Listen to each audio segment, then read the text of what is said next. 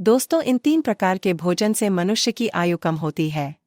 इस प्रसंग में एक प्राचीन कथा है।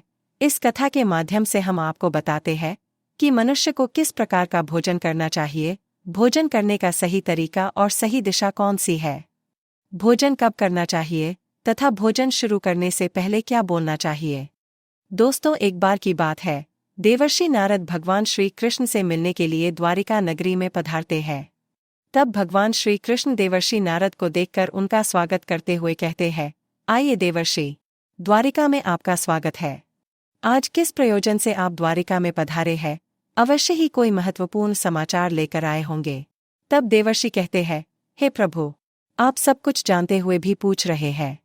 मैं आज आपके पास मेरी एक शंका का निवारण करने के लिए ही आया हूँ। कृपया आप अपने इस भक्त की द्विधा को दूर कीजिए।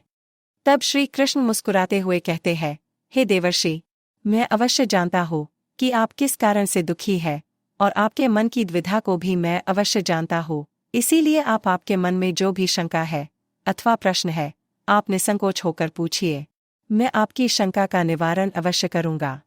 देवर्षि नारद कहते हैं, हे प्रभु, मेरे मन में आज यह जानने की इच्छा है कि मनुष्य को किस प्रकार का भोजन करना चाहिए।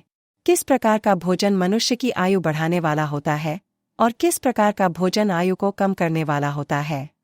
हे प्रभु, मनुष्य को भोजन किस दिशा में मुख करके करना चाहिए, भोजन करने से पूर्व कौन सा मंत्र बोलना चाहिए, कृपा करके आप मुझे इन सभी प्रश्नों के उत्तर दीजिए। तब श्री कृष्ण कहते हैं, हे देवर्षि, आज आपने समस्त मनुष्य जाति के कल्याण के लिए बहुत ही महत्वपूर्ण प्रश्न किया है। यह बात सत्य है कि मनुष्य जिस प्रकार का भोजन करता है उसी के अनुसार उसका स्वभाव, भाग्य और उसका अगला जन्म निर्धारित होता है। हे देवर्षि, इस विषय में एक प्राचीन इतिहास है जो मैं आपको सुनाता हूँ। त्रेता युग में यह कथा महर्षि अगस्त्य ने भगवान श्री राम को सुनाई थी, इसीलिए इस कथा का महत्व बहुत अधिक है। इस प्राचीन कथा के माध्यम से आपको आपके सभी प्रश्नों के उत्तर मिल जाएंगे। इसीलिए आप इस कथा को ध्यान से पूरा अवश्य सुने और इसका प्रचार करें। जो भी इस कथा का श्रवण करता है उसके समस्त पापों का नाश होता है और उसे सैकड़ों वर्षों तक दान करने का पुण्य मिलता है। देवर्षि कहते हैं, हे प्रभु, मैं इस कथा को अवश्य सुनना चाहता हूँ। इस कथा को मैं ध्यानपूर्वक सुनूंगा और इसका प्रचार पृथ्वीलोक पर करूंगा। श्री कृष्ण कहते हैं, प्राचीन काल की बात है। उस समय एक बहुत बड़ा जंगल था। उस जंगल का आकार 100 योजन था, लेकिन उस जंगल में कोई भी पशु और पक्षी नहीं रहते थे। केवल वृक्ष और पेड़ पौधे ही थे। कोई भी पशु उस जंगल की तरफ नहीं जाता था। लेकिन उस जंगल के मध्य भाग में एक 4 कोस लंबी झील थी और केवल उसी झील में हंस, बदक तथा अन्य पशु पक्षी रहा करते थे। एक बार अगस्त्य मुनि उस झील के पास से गुजर रहे थे तो उन्हें एक बहुत ही अजीब चीज दिखाई दी। उस झील के पास एक बहुत बड़ा आश्रम था जो बहुत पुराना हो गया था, लेकिन फिर भी अत्यंत सुंदर और पवित्र दिखाई पड़ रहा था। उस आश्रम में कोई भी साधु तथा तपस्वी नहीं रहता था। वह आश्रम पूरी तरह से खाली था। अगस्त्य मुनि एक रात के लिए उस आश्रम में ठहर गए और सुबह उठकर वे उस झील के पास चले गए तो उन्हें रास्ते में एक मुर्दा अर्थात लाश पड़ी हुई दिखाई पड़ी, जो शरीर से अत्यंत बलवान और हृष्ट-पुष्ट था, जिसे देखकर मालूम होता था कि वह किसी तरुण पुरुष की लाश है। उस लाश को देखकर अगस्त्य मुनि सोचने लगे कि यह कौन है, इसकी मृत्यु कैसे हो गई तथा वह इस जंगल में आखिर कैसे आया होगा। उस मरे हुए आदमी के बारे में जानने की अगस्त्य मुनि को जिज्ञासा हुई। तभी अचानक आकाश में उन्हें एक दिव्य विमान दिखाई पड़ा और वह दिव्य विमान उस झील के समीप आकर रुक गया और उस विमान से एक दिव्य पुरुष उतरा और वह उस झील में नहाने के लिए चला गया। झील में नहाने के बाद वह बाहर आया और उस मुर्दे का मांस खाने लगा। उसने भरपेट उस मोटे ताजे मुर्दे का मांस खा लिया और फिर से विमान में बैठकर स्वर्ग की ओर जाने लगा। तभी अगस्त्य मुनि ने उस दिव्य पुरुष को आवाज लगाई, हे दिव्य पुरुष, तुम कौन हो? तुम देवताओं के समान दिखाई पड़ते हो, किंतु तुम्हारा भोजन बहुत घृणित है। तुम मुर्दे का मांस क्यों खा रहे हो? ऐसा भोजन भला कोई देवता कैसे कर सकता है? फिर उस स्वर्गवासी दिव्य पुरुष ने अगस्त्य मुनि की तरफ देखा और उन्हें हाथ जोड़कर प्रणाम करके कहने लगा, हे विप्रवर, आपको प्रणाम है। मैं आपको मेरी कहानी सुनाता हूँ। पूर्व काल की बात है। विदर्भ देश में मेरे महायशस्वी पिता राज्य करते थे। वे वसुदेव के नाम से तीनों लोकों में प्रसिद्ध थे और परम धार्मिक व्यक्ति थे। उनकी 2 पत्नियां थीं। उन दोनों पत्नियों से उन्हें एक एक करके 2 पुत्र हुए। मैं उनका सबसे बड़ा बेटा था। लोग मुझे श्वेत के नाम से जानते थे और मेरे छोटे भाई का नाम सुरथ था।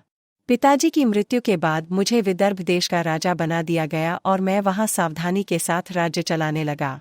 राज्य करते हुए मुझे कई हजार साल बीत गए।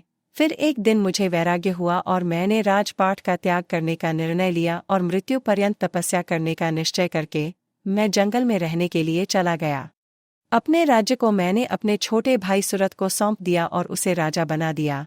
फिर इस झील के पास आकर मैंने कठोर तपस्या करना आरंभ किया। 80,000 वर्षों तक मैंने इस जंगल में तपस्या की और उसी के प्रभाव से मुझे ब्रह्मलोक की प्राप्ति हुई। लेकिन ब्रह्मलोक पहुंचने के बाद भी मुझे भूख और प्यास अधिक सताने लगी। मेरे सभी इंद्रिय तिलमिला उठे। फिर मैंने ब्रह्मलोक के सर्वश्रेष्ठ देवता ब्रह्मा जी से पूछा, हे भगवान, मैंने तो सुना है कि ब्रह्मलोक में किसी भी प्राणी को भूख और प्यास नहीं लगती है। फिर मुझे भूख और प्यास क्यों लग रही है? ये मेरा पीछा क्यों नहीं छोड़ रही है? कृपया आप मुझे बताइए कि मैं किस चीज का सेवन करूं। फिर ब्रह्मदेव ने कहा, हे राजन, पृथ्वी पर दान धर्म करने पर ही व्यक्ति इस लोक में भूख प्यास से मुक्त हो जाता है। लेकिन तुमने अपने जीवन काल में कभी दान नहीं किया, किसी भिखमंगे को भीख तक नहीं दी। तुमने राजमहल में रहकर भी द्वार पर आए अतिथियों को भोजन नहीं दिया। तुमने सदैव ही उच्चिष्ट भोजन किया है। बिना स्नान किए ही तुम भोजन किया करते थे। भोजन शुरू करने से पहले तुमने ईश्वर का धन्यवाद नहीं किया। स्वादिष्ट भोजन को दूसरों को दिए बिना ही तुमने उसे ग्रहण कर लिए। इसी कारण से तुम्हें यह पाप लगा है। इसीलिए तुम्हें ब्रह्मलोक में भी भूख और प्यास का कष्ट उठाना पड़ रहा है। जीवित रहते हुए तुमने अनेक प्रकार के आहारों का अकेले ही सेवन किया है। अनेक प्रकार के पकवान तुमने अकेले ही खाए हैं, दूसरों को नहीं दिए हैं, जिससे तुम्हारा शरीर तो बलवान बन गया, किंतु तुम्हारा पुण्य क्षीण हो गया। अब तुम्हारे लिए एक ही उपाय है। उस झील के पास तुम्हारा शरीर पड़ा हुआ है, तुम उसी का मांस खाकर अपनी भूख मिटाओ।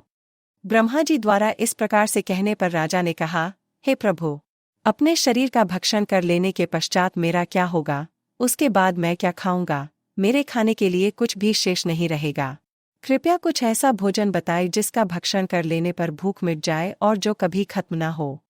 तब ब्रह्मदेव कहते हैं, हे राजन, तुम्हारा शरीर ही मैंने अक्षय बना दिया है। उसे तुम रोज खाओगे फिर भी यह समाप्त नहीं होगा, वह दूसरे दिन फिर से ताजा हो जाएगा। इस मृत शरीर के अंग फिर से उगाएंगे और उन्हें तुम फिर खा सकोगे। और जब तुम अपने शरीर का मांस खाते हुए 100 वर्ष बीत जाएंगे, उसके बाद तुम्हारे इसी जंगल में एक दिन महर्षि अगस्त्य पधारेंगे और उन्हीं के द्वारा तुम इस पाप से मुक्ति पा सकोगे। इस प्रकार से राजा ने सारी हकीकत महर्षि अगस्त्य को बता दी और कहने लगे, हे विप्रवर, मेरा शरीर कभी नष्ट नहीं होता है और मैं रोज आकर अपने शरीर का मांस खाता हूँ। न जाने कब मुनि अगस्त्य यहाँ पर पधारेंगे और मुझे इस कष्ट से मुक्ति दिलाएंगे। ऐसा सोचते हुए मुझे 100 वर्ष बीत चुके हैं और मैं आज भी उनकी राह देख रहा हूँ। राजा श्वेत का इस प्रकार से कथन सुनकर महर्षि अगस्त्य बोले, अच्छा, तो तुम्हारे सौभाग्य से मैं यहाँ पर आया हूँ। मैं ही मुनि अगस्त्य हूँ, और बोलो मैं तुम्हारी किस प्रकार से सहायता कर सकता हूँ। तब राजा अत्यंत प्रसन्न हुए और जमीन पर लेटकर महर्षि अगस्त्य के चरणों को वंदन करने लगे। राजा श्वेत बोले, हे मुनि, कृपया आप मुझे इस घृणित आहार से मुक्त कीजिए तथा जिस पाप के कारण मुझे ये प्राप्त हुआ है, उस पाप से भी मुझे मुक्त कीजिए, जिससे मुझे अक्षय लोक की प्राप्ति हो सके। हे ऋषि, मैं आपको ये दिव्य आभूषण भेंट करता हूँ, कृपया आप मुझ पर कृपा करें। राजा की दुख भरी बातें सुनकर मुनि को उन पर दया आ गई। जैसे ही राजा ने वह दिव्य आभूषण महर्षि अगस्त्य के हाथ पर रखा, उसी समय उनका मृत शरीर अदृश्य हो गया और वे उस पाप से मुक्त हो गए। और फिर महर्षि अगस्त्य से आज्ञा लेकर वे उस दिव्य विमान में बैठकर ब्रह्मलोक को चले गए। इस प्रकार से उस राजा श्वेत को दान न करने के पाप से मुक्ति मिली। भगवान श्री कृष्ण कहते हैं, हे देवर्षि, इस प्रकार से उच्चिष्ट भोजन करने के कारण ही विदर्भ देश के महाराज को ब्रह्मलोक में रहने पर भी तृप्ति नहीं मिली और उन्हें पृथ्वीलोक पर आकर स्वयं का ही मांस खाना पड़ा। हे देवर्षि, अब मैं तुम्हें भोजन के नियम बताता हूँ, आप इसे ध्यान से सुनिए।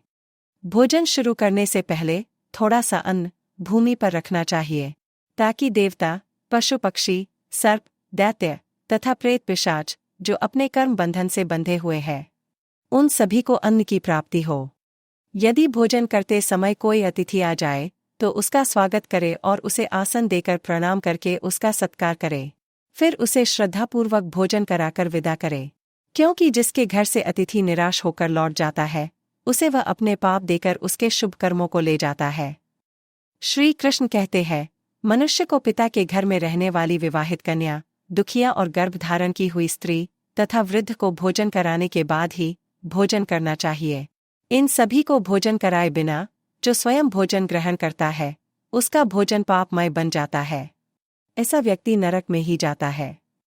जो स्नान किए बिना ही भोजन करता है, उसका भोजन मल भक्षण के समान हो जाता है। जो बालक एवं वृद्ध आदि के हिस्से का भोजन करता है, उसका भोजन विष्ठा के समान हो जाता है। और जो बिना दान किए ही भोजन ग्रहण करता है, उसका भोजन विष के समान बन जाता है। मनुष्य को कभी भी दुराचारी व्यक्ति द्वारा दिया गया अथवा दूसरों द्वारा अपमानित करके दिया गया भोजन कभी भी ग्रहण नहीं करना चाहिए। मनुष्य को चाहिए कि परोसे हुए भोजन का अग्रभाग अग्नि को देकर ही भोजन करना चाहिए। भोजन को एकाग्रचित्त होकर करना चाहिए। प्रथम मीठा, फिर लवण और खट्टा और अंत में कटु एवं तीखे पदार्थों का सेवन करे। प्रथम 3 निवाले मौन होकर ग्रहण करने चाहिए। ऐसा करने से व्यक्ति के सभी पाप कर्म तुरंत नष्ट हो जाते हैं और भगवान की कृपा से उसे जीवन भर कभी अन्न की कमी महसूस नहीं होगी। श्री कृष्ण कहते हैं, पूर्व दिशा में बैठकर भोजन करने से व्यक्ति रोगों से और मानसिक तनाव से मुक्त हो जाता है। बीमार बुजुर्गों को पूर्व की ओर मुख करके भोजन अवश्य करना चाहिए। इससे उनके स्वास्थ्य में सुधार होता है, क्योंकि पूर्व दिशा उगते हुए सूर्य की दिशा है और सूर्य देव बल, आरोग्य तथा दीर्घायु प्रदान करते हैं। तो दोस्तों, इस प्रकार से भगवान श्री कृष्ण ने देवर्षि नारद को भोजन करने का महत्व बताया है। आपको यह कथा कैसी लगी कमेंट करके अवश्य बताएं। जानकारी अच्छी लगी तो वीडियो को लाइक जरूर करें और कमेंट में जय श्री कृष्ण अवश्य लिखें। साथ ही चैनल को सब्सक्राइब करें। आप सभी का धन्यवाद।